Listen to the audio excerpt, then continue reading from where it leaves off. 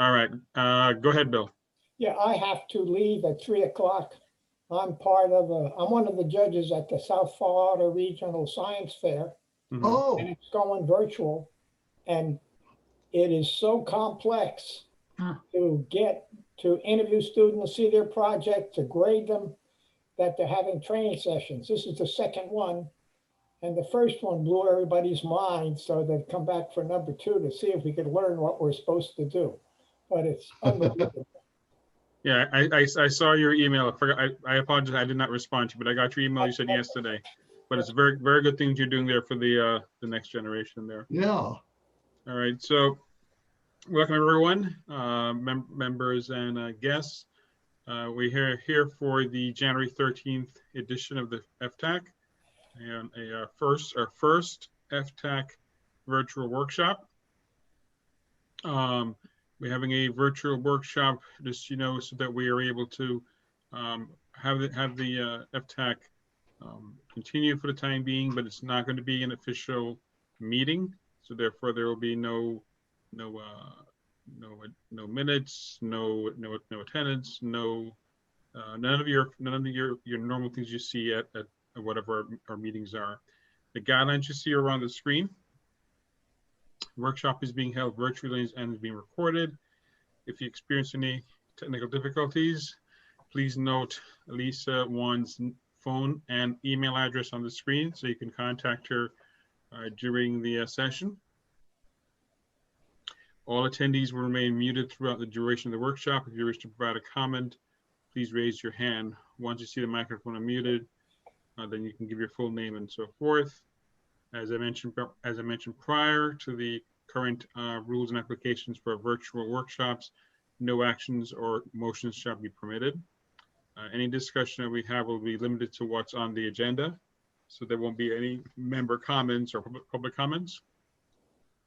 And of course, please leave your comments until the presentations are completed. We have one item on today's agenda, which I'll get to in a second. Leave that page up, Lisa. So just to recap to the FTAC members, we have 3 members here so far that I see. We have John Dome, Bill Arata, and Alejandro Puga, who's a new member. And then the other one, and nobody, don't see anybody else here since then. But if anybody comes in, I'll let you all know. Yeah, as I mentioned, this is being a workshop because we cannot meet in person. When we do meet in person, and it will be an actual meeting at that time, and then that's when you can have resolutions and so forth. That's also when you'll be able to vote for a new chair and things like that. So right now we're without a chair because, as you may know, with the elections last November, Barbara Pimentel's appointing board member, she left office of being Barbara Jordan. So whenever your appointing member leaves office, your time on the respective committee also ends at that time.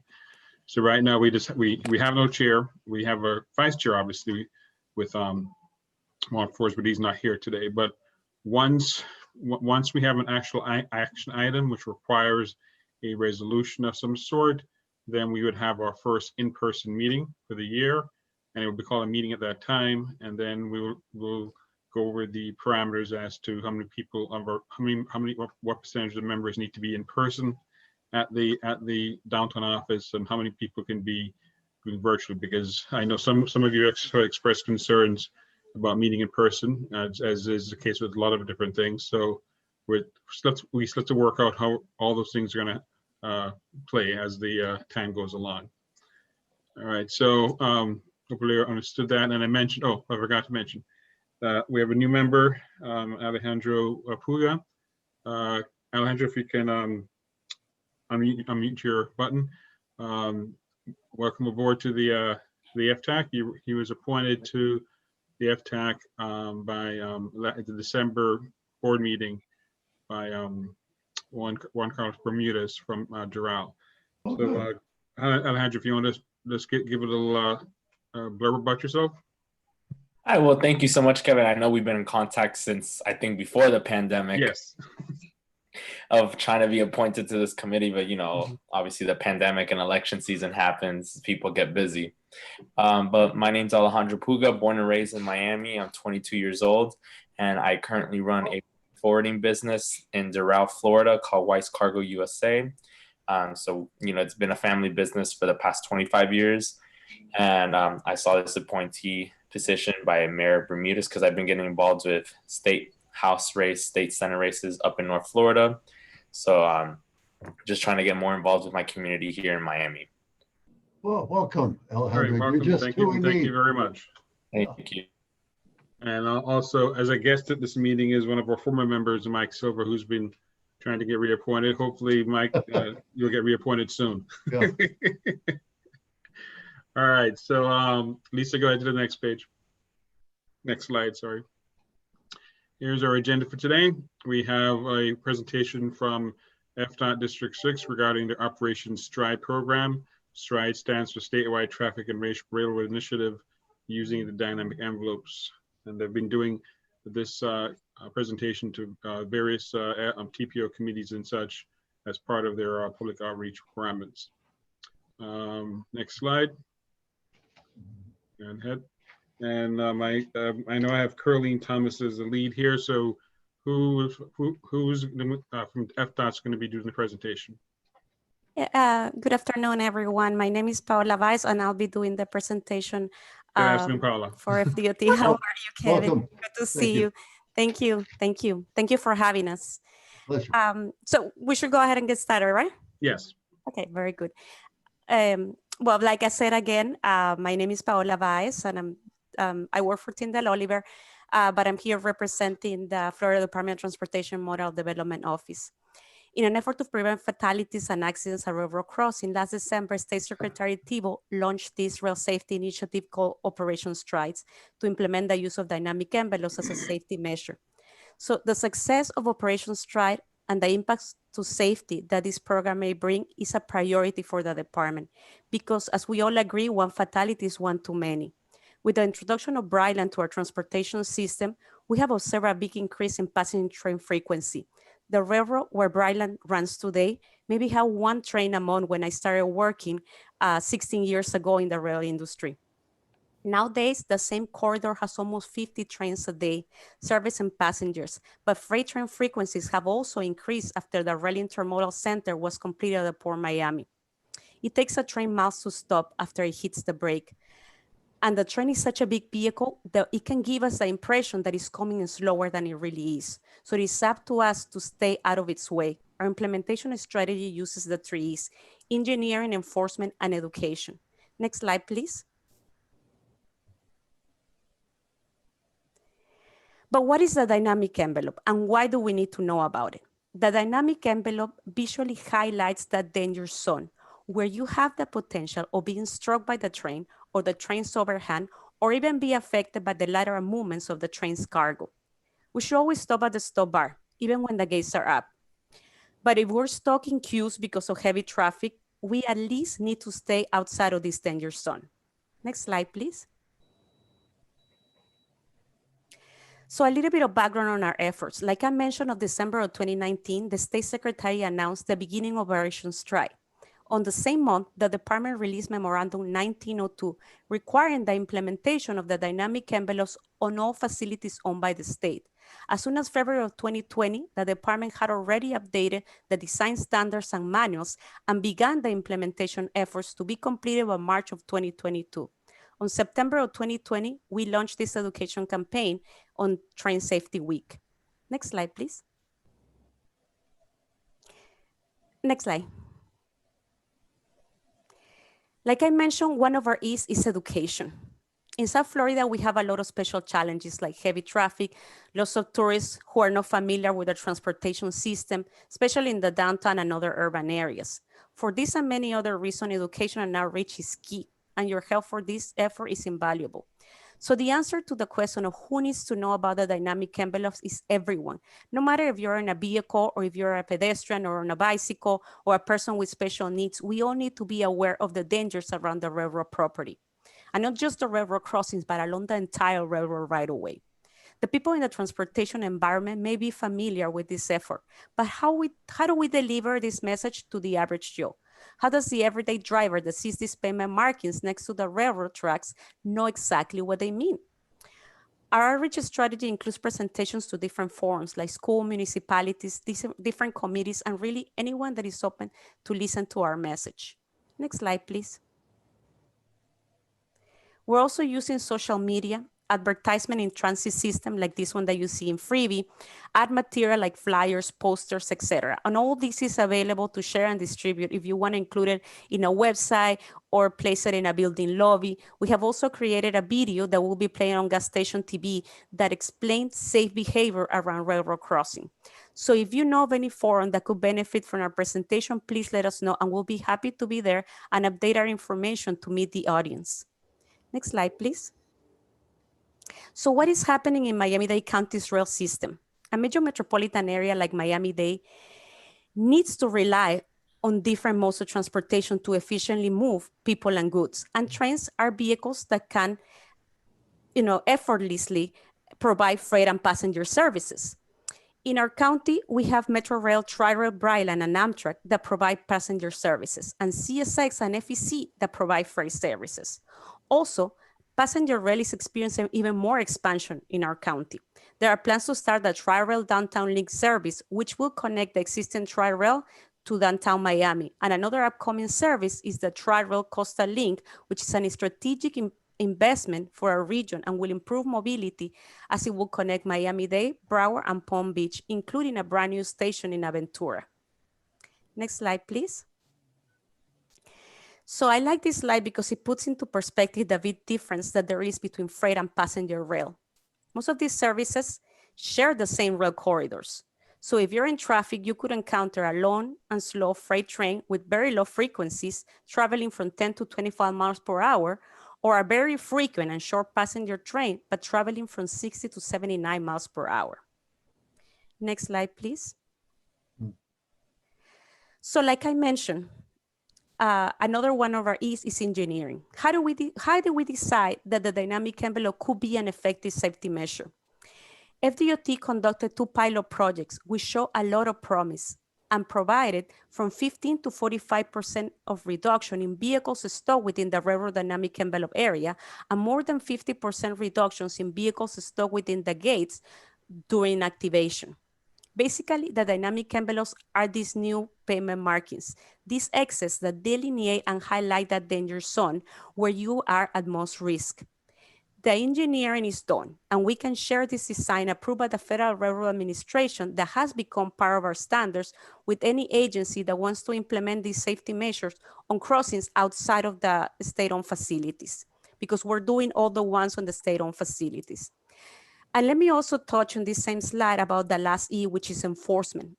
FDOT has been a partner in Operation Lifesaver for many years. Operation Lifesaver is a nonprofit organization and nationally recognized leader in rail safety education. Since 1972, with the support of public education programs in the states across the US, Operation Lifesaver remains committed to preventing collisions, injuries, and facilities around the railroad property. Through this program, we team up with municipal and state police officers to enforce and respect railroad signage and other railroad safety measures. Part of the design of the railroad dynamic envelope includes the MUTCD sign that reads "Do not stop on track." This sign is enforceable by law. You can actually get a moving violation ticket if you do not respect it. But the sign must be on site, and part of our design includes to put all these signs in every crossing. As you can see in this slide, there's also other supplementary railroad signs that can be placed on side streets, especially when visibility is hard and the railroad crossing is right as you turn and you may not be expected. Next slide, please. And this is our new approved design standards. The design on the left is for a single track, and the one on the right is for multiple adjacent tracks.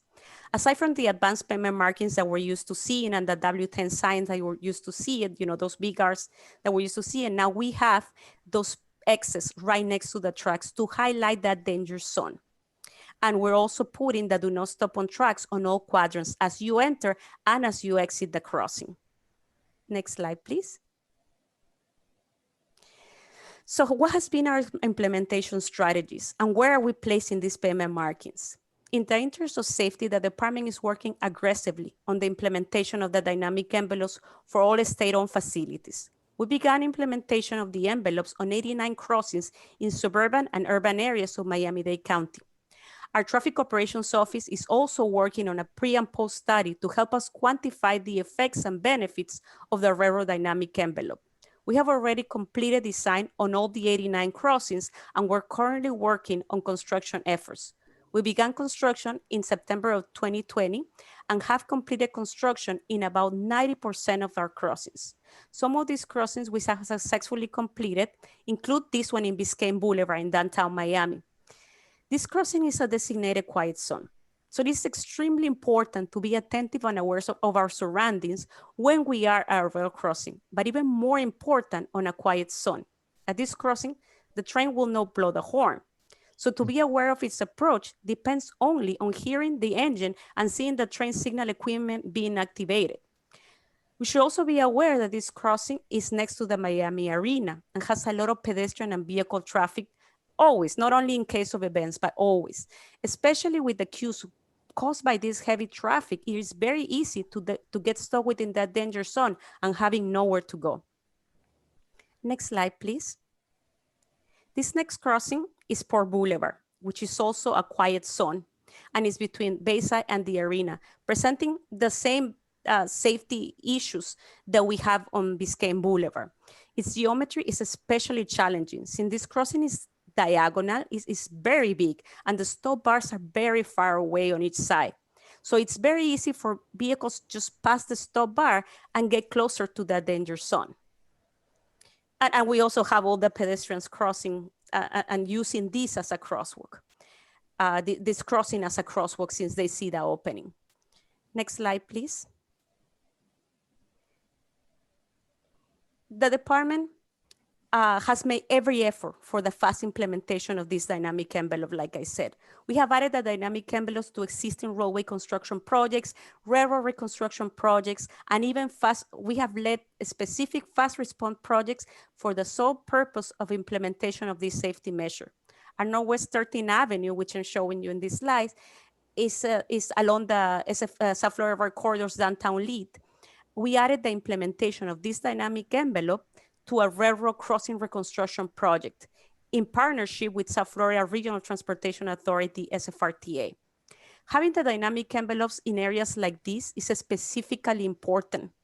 These crossings are very dark at night, and some of them don't even have flashers, only crosswalks, and they're very easy to miss when it's dark. Fortunately, trains in these areas are very seldom and slow. These crossings are all located in commercial areas where it's mostly warehouses. Only 1 to 3 trains per week pass by this corridor. And since it's mostly at night, these trains, people don't expect to see a train in this area. Many times they think that they're abandoned. And a lot of times when they see the gates functioning, they think, oh, it's something going on, and they're just malfunctioning. Next slide, please. Steroid 17 Northwest 27th Avenue, south of Alibaba in Opaloka Boulevard, has over 50 trains a day, servicing both freight and passenger train traffic. Currently, Tri-Rail and Amtrak for passenger and CSX for freight. But once a Tri-Rail Tri-Rail downtown Miami link starts service in this area, the trains may use this corridor as well, this crossing as well. This crossing is in an area that is mostly commercial, but close there's residential buildings on the side streets. And it has about 40,000 vehicles passing every day. So we have 40,000 vehicles and 50 trains a day crossing this area daily, on a daily basis. Next slide. Sorry. Which intersection was that again? That's 27th and what? 27th Avenue in Opaloka. Oh, in Opelika. Okay. Yes. Mm-hmm. Thank you. Thanks. No problem. Next slide, please. Yeah, I know that. Thank you. Another important effort to highlight is that the department, through the Signal Safety Program, works really hard on the implementation of railroad signal equipment for all crossings on system and off system. On system meaning within the state road system, and off system meaning on municipality or county roads. The last crossing I'm showing you here is Northwest North River Drive, just north of the Miami Intermodal Center, heading to downtown, and right next to the Miami River. This area is mostly industrial, and only freight trains use this part of the corridor. As I show you today, we have crossings big and small, with lots or little train and vehicular traffic, but the risks are the same, and our behavior, as well as the safety measures we need to be aware of, remain the same as well, especially within the dynamic envelope area. Next slide, please. So like I said before, let's not forget that all modes of transportation need to be safe around the rail property. The safety of pedestrians, bicycles, and people in wheelchairs around the rail crossings also depends on all of us. Be attentive. Never have headphones or have music loud in the car so that you can hear the sign of the trains approaching. Look at both sides. Trains can come in both directions. For bicycles and wheelchairs, cross the tracks at a 90-degree angle to avoid getting stuck at the railroad tracks. And for bicycles, if possible, dismount. Exercise caution. Sometimes the sidewalk conditions are not the best around the rail crossing, and there's always the gap on the tracks. Common issues for cyclists, pedestrians, and wheelchairs are tripping hazards, elevation differences along their path. Be attentive. Only you can control your behavior at crossings, and your safety depends on you. Next slide, please. And now a call for action. How can you help us? Overall, do not stop on the tracks. The signs you see are enforceable. You could get a ticket, especially for crossings close to the traffic signals. It's very easy to get stuck in that danger zone. Please proceed with caution when approaching the rail track. As soon as you see those big guards, those are the big advanced pavement markings. You're as close as 100 feet to a railroad crossing. But most important of all, please partner with us to spread the word and deliver this message to everyone you know. Anybody that you see today, tell them about the dynamic envelopes. We'll be very thankful. Huh. And now if you guys have any questions, we'll be happy to. And thank you for this opportunity to talk to you, and we'll be happy to answer any questions you may have. Thank you, Paula. You're welcome. I have a question. I can't help but wonder if we're anywhere near a technology solution for this, as we are working on so many other things. And that would be an ability to interrupt anyone's signal who is on a railroad track or right up against it, to let them know on their car radio, on their cell phone, etc., almost like an Amber Alert hits them, but to tell them that there is a train coming, that they're on the track. Yeah, maybe like a cell phone communication or something like that. Yeah, that would be activated by the gate devices themselves, so that it would work for a radius around the device. You wouldn't have to interrupt everybody, but maybe 1 to 2 cars from the track. It would let them know, because obviously if somebody's stuck on the track, as I so often see them, they get locked in a box there. The people behind them pull up against them. There's really no place to go in the front. So if there was some kind of signal that would activate to let somebody know that there's that they are in a place that's dangerous, and let those around them know to make way. Well, currently, when there's a railroad crossing less than 500 feet from a traffic signal, we have those circuits interconnected. We call it preemption. And what that does is when a train is coming, the signal is going to turn green and try to let as many vehicles pass as possible to try to clear the intersection as much as possible. And then it will change. It will be connected with the train, and then it will change to red. As soon as and then there is no way, and the train is about to come. And that's the last minute is when they start. They start, but as much as they can, time ahead, they're gonna try to clear their intersection. Yeah, I wonder if it's possible to create some signal notification, just because. Everybody's so attentive to their cell phones that it'll be great if they get like a little, how they pop the messages, they just pop and Yes, said, that's you what I know, was thinking. train Yes, approaching. Yeah. yes, like an Amber Alert. And what's so funny about it is people are getting to be more oblivious to what's Yes. around them rather than less. I've Yes. noticed people, even the medical field has new codes for people who were injured while texting. Walking into a telephone pole is actually a medical insurance code now for how you had your accident. That came as a surprise to me. There's enough people injured walking off of curbs and into telephone poles that there's actually a separate accident code for that. So it makes you wonder about folks that are on their phones that don't really pay any attention. I don't know, Yeah. just as I agree. Paula, question. On the slide you have up there, the thank you slide where you see the diagonal crossing and with the new dynamic envelope in place, was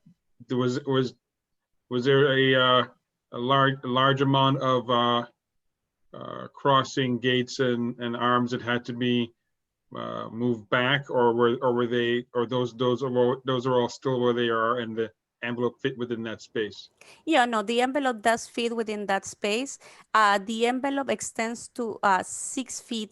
They're 6 feet wide, and the gates and signalization, they're usually placed about 12 feet, a minimum of 12 feet from the outside rail. So we have, at a minimum, we'll have at least 6 feet in between the dynamic envelope and the railroad signalization equipment. Okay, so there weren't any instances where signalization equipment had to be moved to fit this in. Okay. Yeah, no, fortunately, no, we didn't have to adjust any of that. Mm-hmm. And like I said, this is like the absolute danger zone. So the railroad would not place any equipment. They will not allow us to place any equipment. Even when there's sidewalks, they will always be outside of this danger zone. So, because they don't want anybody standing there. So even if there's pedestrian gates that are usually closer, it will always be outside of that danger zone, because the trains, because of their cargo, they may be as wide as this. So that's why all this area always have to be clear of anything. And then just as I make a mention, just for the record, being a somebody's a train spotter, that just like with trucks and stuff, that you may see the truck driving by you or a train coming by you, but things are always hanging off. Yeah. Mm-hmm, right? exactly. It's not a clean, smooth side of the end. So the truck's driving by you right on the road, and you can see something that's hanging off to the side. Well, just imagine if that hits you at 50, 60 miles an hour, and the train went past you, but the thing hanging off on the side didn't. Exactly. And that train, imagine a huge train coming at you at 79 miles per hour, which is in some cases with the passenger trains that are going faster. It's even the drift, that it causes, that the movement of the big vehicle could impact you. Yeah. It was an interesting observation you made that they appear to be going slower. Yep. Mm-hmm. Yeah. Exactly. Interesting. Anybody else have any other comments? No, that was really interesting. Thank you. Very good. Thank you for your time, and thank you for this opportunity. And please remember to spread the word and let everybody know what this means and that they need to stay out of the danger zone. Just one question. In terms of cost, do the railroads in any way contribute to the maintenance of these safety implementations? No. Well, for the specific dynamic envelope, it was a state effort, and it's being 100%, the implementation is being paid 100% by the Department of Transportation. And that's why we're putting it on all state facilities. But currently the railroad does participate on all the signalization equipment maintenance. Whenever you see gates, cantilever, flashers, all that railroad signalization safety equipment that you see, the railroad participates 50% on the maintenance of those, and the roadway owner participates on the other 50%. Okay, thank you. You're welcome. Well, thank you for having us. Mhm. Thank you. Thank you. All right, anybody else have any other questions? All right, thank you, Paula, for our, your yeoman's work at all these various Yes. committees that I've seen Yeah. over the past 2 months, 2 or 3 months. Yeah. So I think this is the last one, so at least for the TPO it is, so. Yes. Well, you continue to see us because we're going to be presenting at the board, and hopefully, you know, wherever they want to see us, we'll be there. Okay. Very good. Thank All you. right, thank you very much. All right, so today we had a one item meeting, but it's kind of important that we did have a meeting, I'm sorry, did one item workshop, because it was kind of important that we did come together, because the FTAC has not been together since October. Because as you remember, the November meetings were canceled, and of course the FTAC does not meet in December. So this event here was the first time we get all see each other in like 3 or 4 months. So it was kind of at least to start off the year on a good note. The next workshop is going to be on February 10th, as you see on the screen, and hopefully by then we might have some new members at that time, and we'll greet them when that is. All right, as I mentioned, this is a workshop, so there are no member comments or any public comments. So that being said, we're going to go ahead and end the meeting. The time right now is 2:33 p.m. Have a good day, everybody. Thank you.